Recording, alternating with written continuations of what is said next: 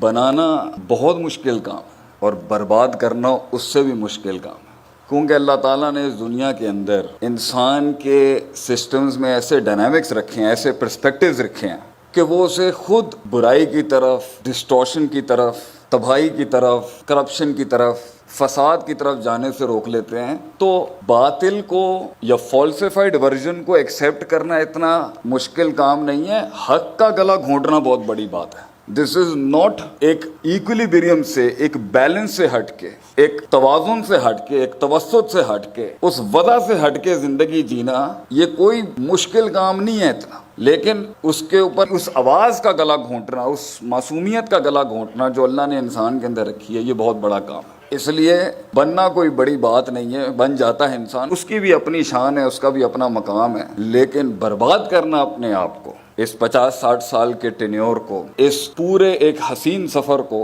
اس کو برباد کرنا بہت مشکل کام ہے۔ اور بڑا دکھ ہوتا ہے صرف اس آؤٹ لک کے ساتھ کہ ایک انسان نے اپنی زندگی برباد کر دی۔ برباد ان اے سینس یہ نہیں کہ اس نے غلط راستے اپنائے، یہ بھی بربادی ہے کہ وہ کچھ بنا نہیں سکا زندگی کے۔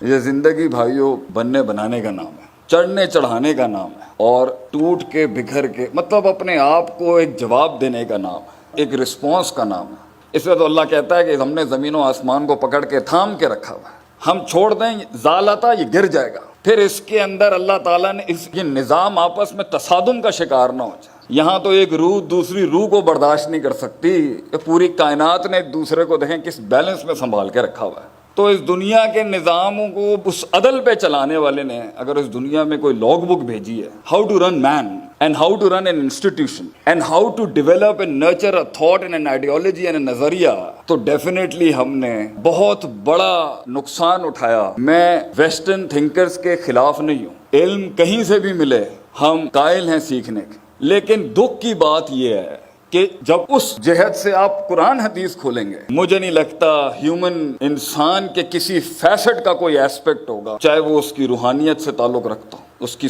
ایموشنل کوشنٹ سے تعلق رکھتا ہو، اس کے انٹلیکچوئل کوشنٹ سے تعلق رکھتا ہو، اس کی جو ہے وہ پرسیپشنل ایلیمنٹ سے تعلق رکھتا ہو، اس کا فزیولوجیکل جسمانی ایلیمنٹ سے تعلق رکھتا ہو، اس کا انفرادی ایلیمنٹ سے تعلق رکھتا ہو، یا اس کا اجتماعی کلیکٹیو ایلیمنٹ سے تعلق رکھتا ہو۔ کوئی ایسا پرسپیکٹیو نہیں ہے جس کی نہ کلیات اور جزیات پہ اللہ نے کہیں کمپرومائز کر دیا۔ تو جب ہم نے اس کو اس جہت سے دیکھنا شروع کیا تو ہم نے دیکھا سبحان اللہ یار کیا بات ہے۔ اس لیے مائیکل ہارٹ نے عیسیٰ علیہ السلام کو فرسٹ پوزیشن نہیں دی ٹاپ 100 موسٹ سکسیسفل مین کے اندر، نبی صلی اللہ علیہ وسلم کو دی۔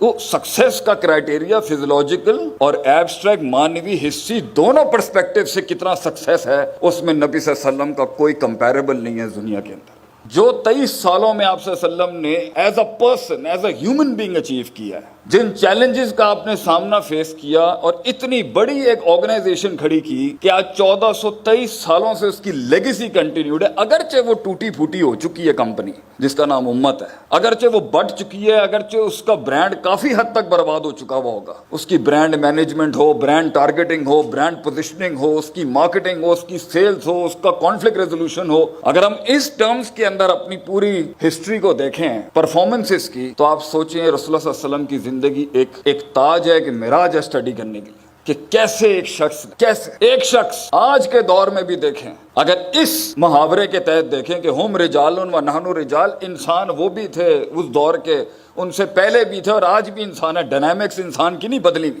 کیسے کر گیا؟ ادھر ایک انسان اپنی آواز نہیں بیچ سکتا اگلے کو، کیسے آپ نے کیا کیا تھنکرز کریٹ کیے آپ صلی اللہ علیہ وسلم، کیسے ریفارمرز کریٹ کیا آپ نے، کیسی فرسٹ لائن آف ڈیفense ایکڈیمکس کی کھڑی کی آپ نے، علماء تیار کیا آپ نے، ان العلماء ورثۃ الانبیاء کے تحت۔ ایک ایرتھمیٹک گراؤنڈ پر نبی صلی اللہ علیہ وسلم کی زندگی کو آپ کو اینالائز کرنا پڑا ہوگا کہ کیا یہ صرف معجزاتی لحاظ سے سکسیسفل تھے، was it a super natural struggle, یا نبی صلی اللہ علیہ وسلم نے گراؤنڈز پہ کچھ کام کیے تھے یا نہیں، کیا ما تحت الفطرت ایگزرشنز تھیں یا نہیں، یا سارا ما فوق الفطرت اسی ایٹیٹیوڈ سے زندگی گزارنی ہے کہ ہمارے حالات، وہ تغیر جس کا ہم منتظر ہیں، کیا وہ رونے سے آئے گا؟ کیا وہ ان دکھوں میں ڈوبنے سے آئے گا؟ کیا وہ زمین پہ بکھرے اس مالا کی موتیوں کی طرح بکھرنے سے آئے گا؟ کیا وہ سسکنے سے آئے گا، تڑپنے سے آئے گا، یا اکیلے یاروں میں بیٹھ کے کمپلین باکس کر کے گلے کرنے سے آئے گا؟ وہ کیسے آئے گا؟ کیسے ایک شخص پہاڑ بنتا ہے، کیسے ایک کلی پھول بنتی ہے، کیسے ایک قطرہ ایک سمندر بن جاتا ہے، ایک عام سا شخص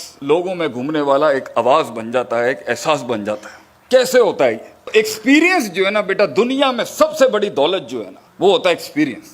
زندگی کے محل بنانے کے لیے، زندگی کی سلطنتیں بنانے کے لیے، اس بیج کو پیڑ بنانے کے لیے، اس کلی کو پھول بنانے کے لیے بھاجن کتابی تھریٹکس ہوتی ہیں، مگر پریکٹیکل ایکسپیرینس کے بغیر علم کندن نہیں بن سکتا۔ علم اس معراج تک پہنچ نہیں سکتا، کانٹینٹ کے اندر وہ حسن آ ہی نہیں سکتا، وہ اسٹریٹجک کمانڈ مینجمنٹ آ ہی نہیں سکتی جب تک کہ ایکسپیرینس نہیں ہوگا، اور ایکسپیرینس کیے بغیر نہیں آتا۔ تو my question to the young guns over here is, کتابیں پڑھ کے کیسے فیصلہ کرو گے کہ یہ سولوشن پرووائڈنگ میرے پہ لگتی ہے؟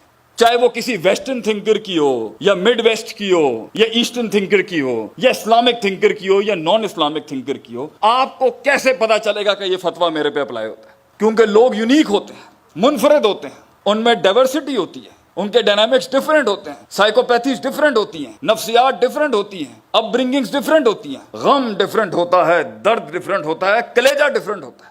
تو فتویٰ کیسے ایک ہو سکتا ہے؟ ایک لحاظ سے وہ ڈیفینٹ آرٹیکلز میکروز میں تو اپلائی کیے جا سکتے ہیں، لیکن جہاں پر کہانی اسپیسیفک ہوگی وہاں ہی پر تو اجتہاد کے اندر وہ زور لگے گا۔ جہاں کہانی اسپیسیفک ہوگی وہیں سولوشن پرووائڈنگ کے انجن کے اوپر تو پریشر بیٹھنا ہے، وہیں تو آر پی ایم تیز ہوں گے مائنڈ سیٹ کے۔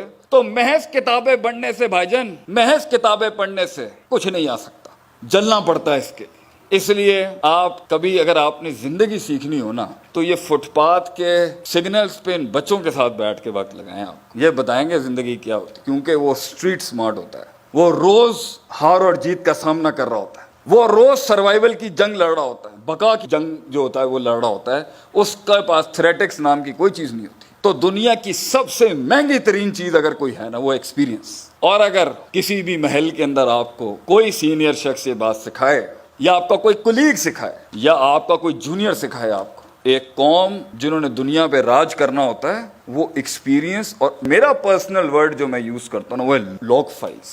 لوگ فائلز اکٹھی کرتا ہے۔ آپ کے ارد گرد میں آپ کو استاد نہیں ملے، یہ ہو نہیں سکتا۔ آپ کے ارد گرد میں آپ کو اپنی فیلڈ کا پیر نہ ملے، یہ نہیں ہو سکتا۔ آپ نے تلاش کیا آپ کو ایک رہبر، یہ ہو نہیں سکتا۔ ابھی قیامت نہیں آئی کہ اللہ اس دنیا سے اہل علم اٹھا لے۔ صحیح مسلم کی روایت ہے، قیامت کی بڑی نشانی کیا ہے؟ انتزاع العلم۔